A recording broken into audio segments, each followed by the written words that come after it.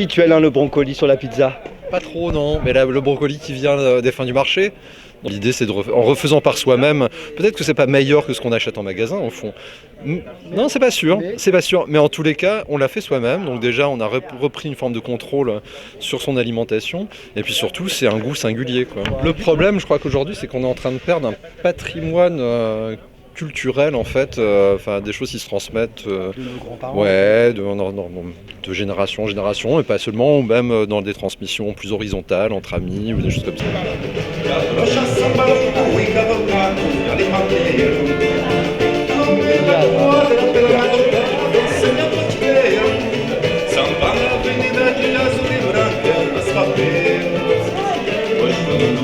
On est à la 20e chaise, c'est la journée festive des initiatives locales et citoyennes et donc c'est initié par le collectif Transition Paris 20. Ouais. On a un groupement d'habitants et on propose en fait des alternatives pour vivre autrement, en consommant moins et en vivant mieux en relation avec la terre et avec les gens dans notre quartier.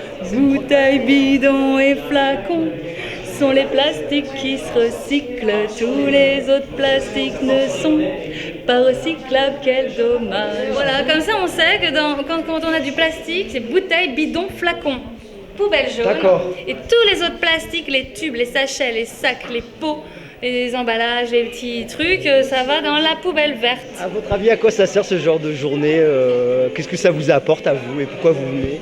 De faire connaître un peu ce qui se fait de façon différente pour la vie actuelle. C'est pour réapprendre à être autonome, à faire les choses soi-même, reprendre sa vie en main.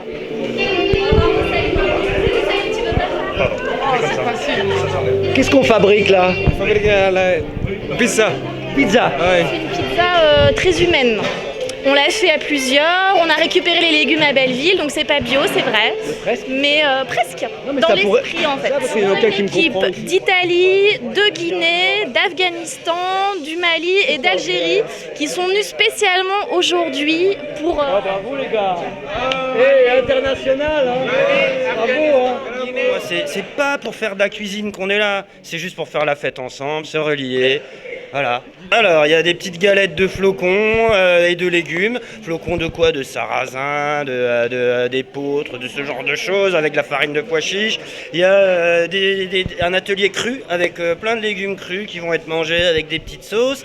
Il y a une grosse soupe de tomates. Tout ça, ça vient d'où ? Ça vient de la récup qu'on a fait sur le marché de Belleville, etc. etc. Enfin bon, tu vois, moi, c'est comme ça que j'ai changé ma vie. À la base, je faisais des choses qui n'avaient rien à voir. J'étais derrière un bureau et un jour, je me suis dit, je vais faire de la cuisine pour tout le monde. Eh si. Premier passage avec manteau, deuxième passage sans manteau. C'est un défilé, oui, avec les enfants du Troc, parce que c'est un lieu d'échange de vêtements, d'objets. Et donc, les enfants vont défiler pour montrer, valoriser un peu ces vêtements qu'ils viennent chercher au Troc. Il y a aussi des choses qui ont été créées. Là, par exemple, il y a un joli collier qui vient d'être créé. Il y a des petits jouets aussi qui ont été fabriqués ce matin. Ils apprennent à donner une seconde vie à des vêtements qui auraient peut-être été à la poubelle. Ils apprennent à fabriquer des jouets à partir de matières recyclées. Qu'est-ce que tu as fabriqué toi ? Un collier. Oh, il est beau ton collier. Ça, c'est un tire-bouchon et ça, c'est une fleur. Ça, c'est entièrement fabriqué, à la main, par de la récup. Des cintres récupérés, des coupes récupérées, redonner une deuxième vie aux objets. Et chez moi, en fait, là. On est d'accord, non ? Il y a quelques idées que, effectivement, toujours... l'histoire des colliers, là, je trouve ça sympa. Colliers où on récupère des anciens bouts de tissu et on met dedans des vieux bijoux qu'on n'aime plus et du coup, on fait des nouveaux trucs. La machine à machin, c'est ça. C'est une machine, on met un jeton, on récupère une boîte. À l'intérieur de la boîte, il va y avoir un jouet qui peut être, par exemple, celui-là. Sauf qu'il va être démonté. Si l'art ne fait pas vivre, vivre est tout un art. Voilà ma jolie phrase. C'est le système qui nous embourbe dans leur fonctionnement et tombe dans la machine qui veut nous essorer, nous enlever nos bonnes idées. On se laisse prendre par des faux problèmes qui nous emmènent dans des voies qui sont pas très intéressantes finalement. Et on perd l'essentiel en fait. C'est ça aussi qu'on a envie de montrer aux gens avec la machine à machin, c'est montrer aux gens que on peut fabriquer nous-mêmes et c'est plus rigolo et on est plus satisfait à la fin finalement. Ouais, le but c'est de se réapproprier l'envie de faire des choses avec les mains, avec de la fantaisie, un peu de créativité, sachant qu'en réalité on réinvente jamais grand-chose, mais quand même nous on a l'impression de réinventer, c'est ça le plus important, et de le faire avec des choses toutes simples et sortir du milieu virtuel où on fait jamais rien pour de vrai, et alors qu'il y a tellement de bonheur à faire des choses avec les sens, avec les mains, à regarder. Alors, sur l'atelier, là, on fabrique des bijoux en tissu avec donc du matériel récupéré. Ça peut être des légumes secs, des billes, des bouchons en liège, des bouchons plastiques, voilà. C'est une passion. On écarte de ça, de fabriquer nous-mêmes, d'avoir des relations d'humain à humain. On est vite. Il faut aller vite tout le temps. On va toujours vite. Une époque, moi je me rappelle, mon grand-père, quand il se levait le matin, c'était bon, alors aujourd'hui, qu'est-ce que je dois faire pour que ma famille mange ? Aujourd'hui, on se lève, c'est aujourd'hui, qu'est-ce que je dois faire pour avoir mon dernier MP3 ? On achète des trucs, en fait, on n'en a pas besoin. Au bout de 2 semaines, on n'en a même plus envie. Et puis, c'est fade. Alors que quand on fait des choses soi-même, tout d'un coup, il y a une flamme qui renaît, quoi. De se faire en permanence harceler par la publicité, entre autres, et de créer un espèce de faux idéal de vie qui correspond à, en fait, des envies des industriels. Les industriels, ils meurent d'envie que pour leur profit personnel, que vous achetez des choses dont ils n'ont pas besoin. Comme vous n'en avez pas besoin, il faut qu'ils vous donnent vraiment envie de ça. Alors ils trouvent des subterfuges, ils vous mettent des jolies couleurs, ils savent organiser tout ça.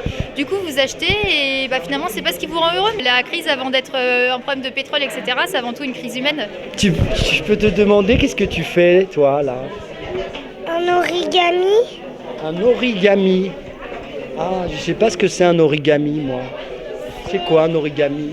Par exemple, on a une feuille et puis il nous montre un exemple. Puis on plie comme l'exemple il nous montre et on réussit à faire l'origami. L'origami qu'on était en train de faire, si on faisait un animal, un bateau, une montre, une cravate, un oiseau, une souris ou un chat.